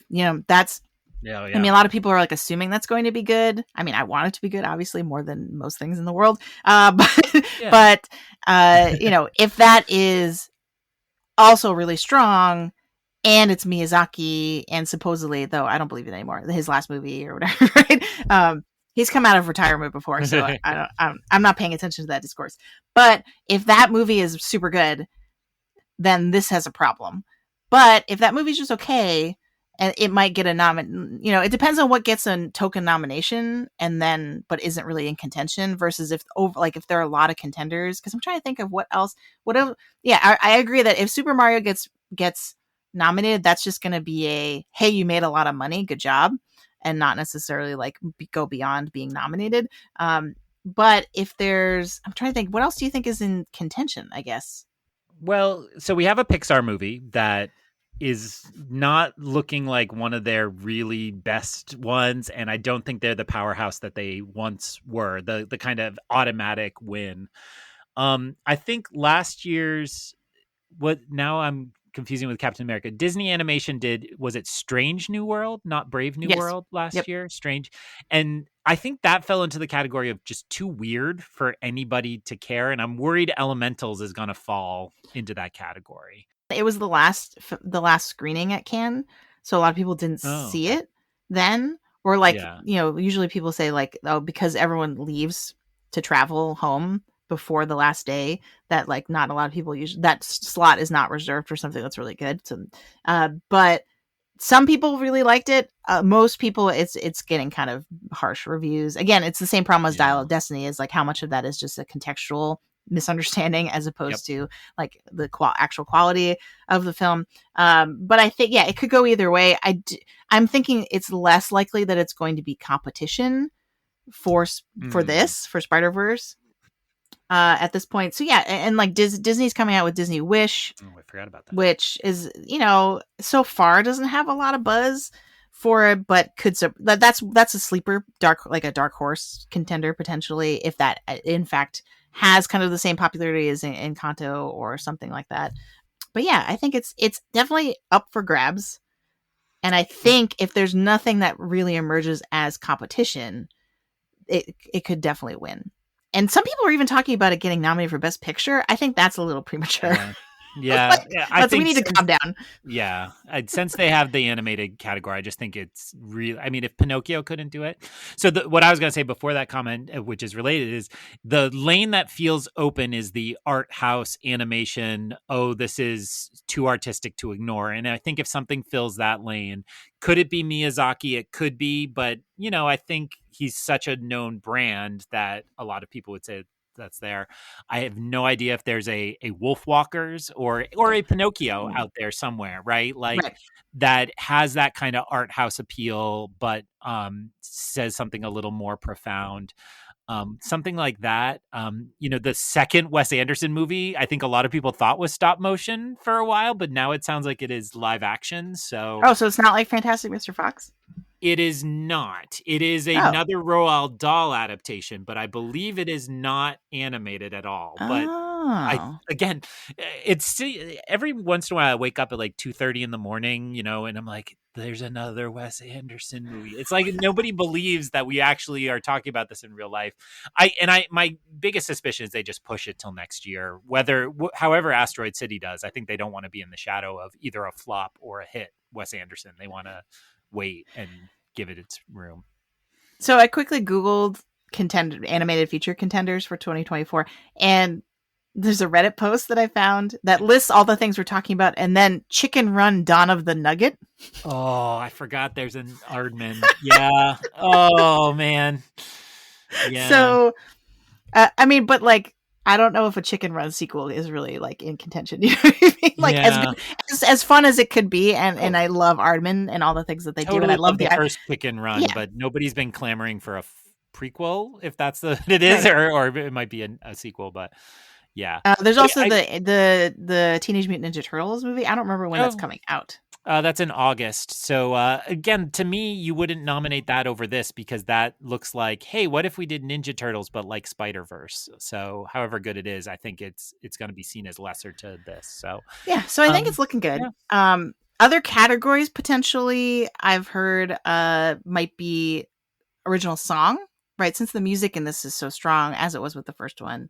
And but then also score. Everyone's raving, and I agree. I totally agree. I love the Mm, music in this. Like the score is so powerful, and I think does really wonderful things. It is like a long parallel with the animation style in terms of like just its beauty, but then also kind of furthering the storyline. Those are potentials. I think yeah, saying best picture is overreaching. I don't yep. think I don't think if we look at the Academy as a whole, people are going to be like, yes, like let's nominate a Spider-Man movie for Best Picture. They didn't do that with No Way Home. I think this is better than No Way Home, but Yeah. I think that it's still going to have that barrier to I'll entry. just say, in terms of music, I'm just gonna. I don't know if this is a hot take. I thought the score was fantastic. I didn't like the music nearly as much. Like have spun the soundtrack a few times this week. I will still listen to the first Spider-Man soundtrack a lot, and this didn't have a "What's Up Danger" moment that really showcased a song. Like if there Okay, was or another moment like that, Sunflower. Yeah, so yeah, I totally agree with you that like I mean I actually really I haven't listened to it again after I've seen the movie enough probably to say for sure, but I the thing I will say in terms of what I like better, but like what I will say is that no individual tracks are sticking out in the way that they did for the first one. Like you're yeah, saying, like I can name a bunch of individual songs like Sunflower and What's Up Danger that are just like really stick out of all the other music in the film. Whereas this one, I feel like overall, I probably really like it, but I can't. There's not an like as iconic needle yep. drops potentially. But yeah, I'd have to go back and listen again to see for sure. And I'm just going to put in a plug because we're going to change the Oscars, just you and I, with our new plan. So they need to ungender the categories as is well known and well discussed. And the categories, I think breakthrough performance needs to be a replacement, but I want to put a voice actor, Yes. category. Voice acting and mocap is becoming such an important part of the industry, and the big picture pointed this out. It's not just that Oscar Isaac is doing the voice, it's that they get a good performance out of him. And same with Issa Rae. It's like, oh, I love Issa Rae and I liked hearing her, but it's like, oh, but she actually is putting a little swerve on this. And then, I already talked about both the parents, both, Miles and Gwen. Like these are really good, nuanced performances. I think there should be a voice acting slash motion cap category, and why not? I mean, that it's a huge portion of our movie making now. The name it after Andy Serkis and just call it voice acting or mocap. Or like there must be some term that could include both of those things. It's not gonna come to me now, but like Yeah, off screen performance, yeah, like best off screen perform. I don't know if that's not the right word, but like something like that that could include both in the same. Then I think people would go for that because then yeah. you'd have a bigger pool to choose from potentially. Um, but yeah, I agree. I mean, they're not going to add categories. They've only taken away categories in the past and made us angry or But I would be surprised if they still have actor and actress separated out in 5 years. And there's a really good couple pieces on this recently. One of which talked a lot with the now I don't want to misgender the actor who plays the young performer from The Last of Us, Bella Ramsey, yes, and how they do not consider themselves to be female and do not consider themselves to be an actress and are taking themselves out of contention for the Emmy race. that makes yeah. And so Vanity Fair pointed out that the Tonys will probably be the first to move on this issue, but then the Emmys, then the pressure's really gone beyond the Oscars to not just have these old fashioned gender categories. So that's the only way I see them adding categories. But I agree. Are they likely to just throw this in? No.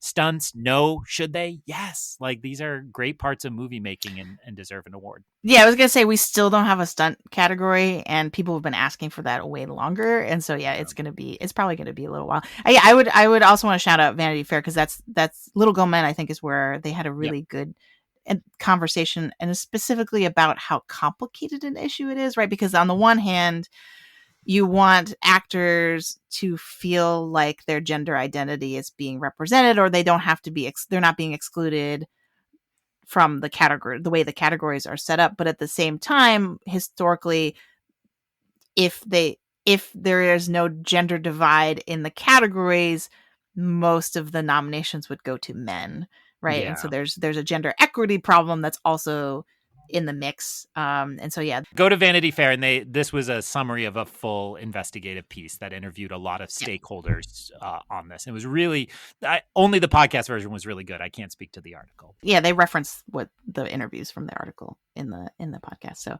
all right. I think we can't end this conversation without hitting on the favorite Easter egg question that Oh, was that's in right. a previous section, but we talked so long about other sections. So I want to hear yours. What was your favorite kind of Easter egg or parallel? Because it was deep. I will say, to give you time to think, I think you expressed this as well, that people would gasp and be like delighted at something, and I'm like, I don't know that one, and I'm like an uber nerd, and I don't know that. We got the two older live action Spider-Men. We got the 80s cartoon Spider-Man. We got a more recent cartoon of some kind. We got the video game Spider-Man. Like, it goes on and on, that they included just so many. People in my theater were going nuts over the video game stuff. It was hilarious. Yeah, I appreciated that they were nodding to video games, but having not played those specific video games, I wasn't totally in on the joke. But yeah, people those played really well, to the point where people were like, "Oh, they're doing the whatever." They yeah. actually were identifying a part of the game in the shot. But I think my favorite. First of all, I was most surprised by the mixing in of live action. I didn't think they were going to do that. I liked it for the sort of Roger Rabbit reason that you kind of Yeah. mentioned earlier. I thought that was fun. I I probably have to go with Donald Glover Hey. as my favorite, just because I was not expecting that in a million years. And so if you don't know, right, if you're like, why was Donald Glover in this movie? He is actually appears in, I want to say, Homecoming. Is that it's one of the Tom Holland movies? Yes, it's Homecoming. Sorry. It's Homecoming. Okay. And he is Aaron Davis, I believe, is the name of the uncle, and that imply they never say the Prowler in that scene. I think Right. he's in a parking garage. So he's in a parking garage. So he is related to the gang of Michael Keaton's that has been stealing the gear. So it is implied that he's a criminal and that he has a connection to technology, but he is not identified as the Prowler. Right. So the implication is he either is and they don't know, or he could be the Prowler in another film. And so I had totally forgotten about that, honestly. And then when I saw Donald Glover, I remembered, and I was like, "Oh, this is so fun!" And so now there are all sorts of questions of like, what does this mean for the MCU? Does this mean that he's coming or in the Sony Spider-Man films, if those continue with Tom Holland or with somebody else? Like, is he going to actually be the Prowler now? But I just thought it was great because he's just kind of sitting there in his little cage, being like, "Hey, what's up?" And it was totally unexpected. But also, I think Donald Glover, there's some backstory there that also makes it Yeah. like a really fun production Easter egg, because Donald Glover, I believe, correct me if I'm wrong on this, Well, I no, let believe, me take it. Let me take yeah, it, because I do can it, go like 10 more layers than you just went. So, so Donald Glover, a million years ago, when they were looking to cast, I think it was when they were actually going to cast Andrew Garfield, there were news stories like Sony seeking new Spider-Man, and Donald Glover tweeted, "Why not me?" Right. And so there was this huge backlash. I have been a Donald Glover fan since Community. And he, in his stand up set around that time, he did a whole bit about this because somebody responded to him like, "Whoa, what's next? White Shaft?" And so he had like a riff on like how racist people are on the internet. So this was a thing, like he thought, why not me? And so Brian Michael Bendis, who created Miles Morales, essentially said, why not him? Why not make a Spider-Man who looks like Donald Glover and is able to do everything Peter Parker can, but is that. And so that's where Miles Morales comes from. So in the second season of Community, I swear there's a point to all this. So this all happens after the first season of Community. The second season of Community starts with a montage where all the characters are waking up in their beds. And Donald Glover climbs out of, he's staying at Chevy Chase's house, Chevy Chase's character's house in this scene. So he climbs out of bed and he's wearing Spider-Man pajamas. And so it's kind of a shout out like, hey, yes, this happened on the internet. We know this happened on the internet. I could be Spider-Man. So I saw the original Into the Spider-Verse in theaters, and when Miles Morales arrives at Uncle Aaron's apartment, Uncle Aaron is watching that episode of Community. And I was sitting there in the theater going like, I swear to God, he's watching Community. And I'm sitting there going like, there's no way. And then Community was a Sony show. So I was like, oh, like it could totally be. And so that was my like fast forward the first time I got it on Blu-ray. I was like, I got to see, was he watching Community? Did I pick it up? Because the internet hadn't found it yet, I don't think, at that point. And so he was. And so Donald Glover was actually in the first Spider-Verse on TV in this dimension. And so all of that is how he got then the Uncle Aaron cameo that you just pointed out. And he says in that one, oh, I have a nephew like you, or something like that. I have a nephew around your age, or something like that, to Tom Holland. So that's like, I think the speculation is ripe, and now they're saying they want to do live action Miles Morales. So I think there's a good chance we see Donald Glover doing that. And if nothing else, it's just like super fun, and like it's for nerdy people like me to be like, oh my god, Community is blah, blah, blah. It's like, that's what I go to these silly movies for. And so that was absolutely my favorite as well. And you know, kudos to Donald Glover, whether it means something bigger or nothing. Like, I think he's somebody who will do a fun joke. And I mean, remember, Lord and Miller were supposed to direct him, or did direct him, and then didn't direct him as Lando. So they're buddies, right? So I feel like this was like, let's call him in and let's just have a little fun. And he was game for it. Wow. My mind is blown out. First of all, I'm mad at you for not having told me this before right now. Into the Spider-Verse came out, what, in 2018? We were friends long before then. So, like, yeah. What's your excuse? Why didn't I know this already, Greg? But no, that is amazing. That is way deeper than I even assumed it went. But yeah, and I have not seen anybody bring in the Community in the first Spider-Verse when they're, there are like 20 million comic book articles, comicbook.com articles about why is Donald Glover in, and so no, everybody misses that Community piece. So this is a long take exclusive. I was gonna say, maybe you shouldn't have spent it here. Like, you should could have my own clickbait video. Yes. But yeah, that's just, I'm still processing that. That's mind blowing, and also fun, and so fun. Even if Donald Glover is just like a producer, or like a writer in the writer's room for something Miles Morales related down the road, I think that, and he doesn't. He did play Miles Morales in a cartoon, so he was the first person to ever voice Miles Morales. That is where I was gonna go, because I was like, that was my starting point for like, this is how Donald Glover is involved. But you just like blew that out of the water so, with your thing. Now I want to go back and watch that scene from Into the Spider-Verse.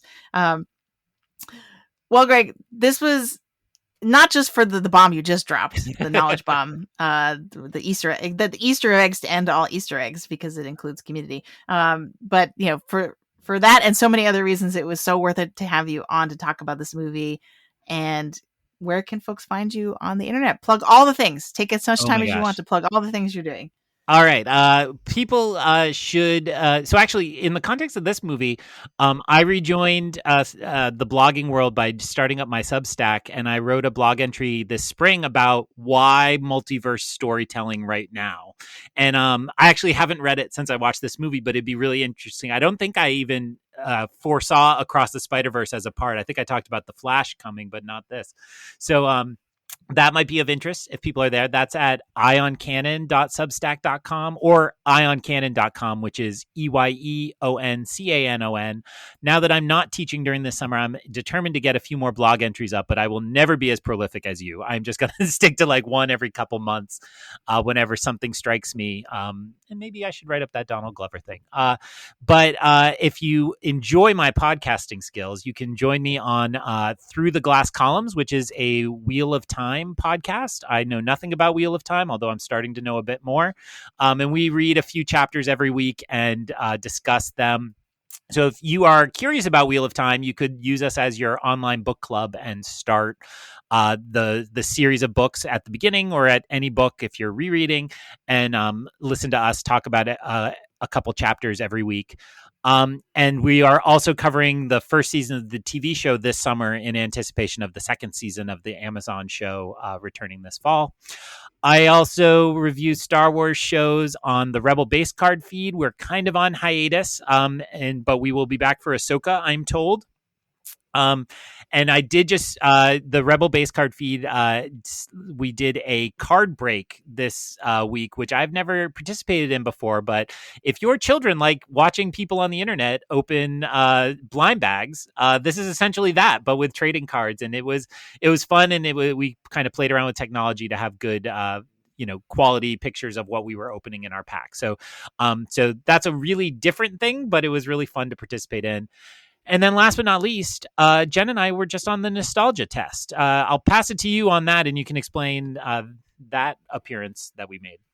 Sure. The nostalgia test takes things from pop culture past and sort of puts them to the test. Do they hold up, or are they just kind of nostalgic? And it's a super fun podcast that you should definitely check out. If you like what we talk about, you're definitely going to like what they talk about. We were on to talk about Indiana Jones and the Raiders of the Lost Ark. How dare you? Raiders of the Lost Ark. Raiders of the Lost Ark is the name of the film. I heard you. Oops. I'll fight. I'll have that fight with anybody anywhere on the internet forever. I'm not in for the rename. Raiders of the Lost Ark. Okay. Thank you. We share a lot of our Harrison Ford love and talk about kind of what makes the character of Indy enduring and all the things that we love, but all the things that maybe are kind of silly in that film. So it's, make sure you check that out when it hits. I'll post about it when it hits all their podcatchers, but it should be soon. And you can find me on Instagram at Sopchockchai, SOPCHOCKCHAI, and on Letterboxd at Qui-Gon Jen. Though I haven't even logged my Letterboxd review for this movie, so I haven't gotten back in the groove of like going on Letterboxd immediately after I watch something. I need to start doing that again. What else are the credits for when you're sitting in the theater waiting for that potential post-credit scene? You log it on Letterboxd. That's what you do. That's a good point. I was marveling my popcorn bucket, I think is what is. All right. Thanks again, Greg. And thanks everyone for listening.